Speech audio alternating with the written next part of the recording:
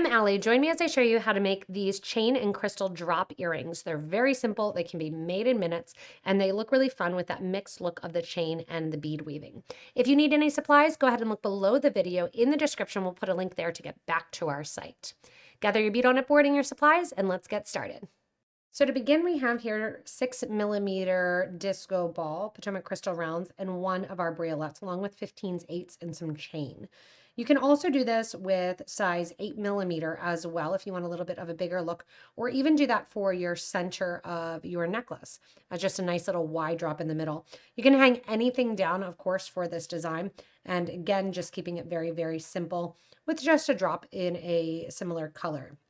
So to begin, I have size 10 needle with some size 8 white dragon thread, and I'm going to put on one of my 8 O's after each one of my disco ball beads. And I'm not doing a stop bead at the bottom. We're just going to tie it into a loop. So I have 3 disco balls followed by 3 8O seed beads. I'm letting it drop down next to the bottom of that cord, just leaving enough here to tie onto. Doing a nice little tie and keeping that there. From here, I know that my tie was coming after the 8O, and I'm going to progress forward, bringing my needle and thread through the next crystal. Here, I'm going to simply do my drop.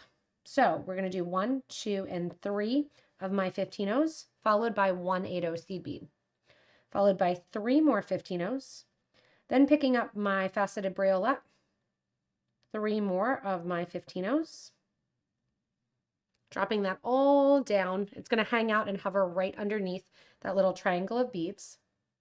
My needle and thread is going to come back up through that 8O seed bead prior to the briolet. And when I do so, I just want to make sure to get rid of any extra thread. So how do I do that? I push my seed beads up, let my crystal dangle, and just give a little tight pull on the thread. If you need to, you can add some extra seed beads. You can do a drop of any kind.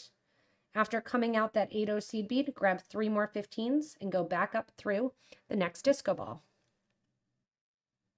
That creates just that little drop that it looks bezeled with the seed bead in between. To cover up a little bit of thread and to make it aesthetically pleasing, I'm going to add 1 15O and then sew into the 8O seed bead. If you don't want to add chain, you can go in right now, go through your disco ball and kind of make a loop at the top with a wire guard.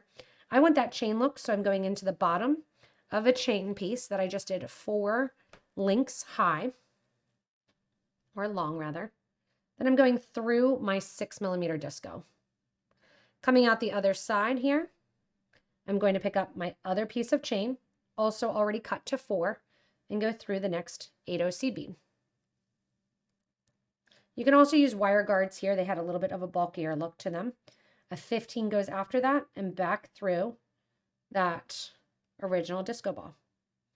From here, I'm just going to keep the triangle tight, not going back down into the drop, going through the 8O that sits between the disco balls, back up through the 8mm disco ball bead, or sorry, the 6mm disco ball bead. You can use an 8 also.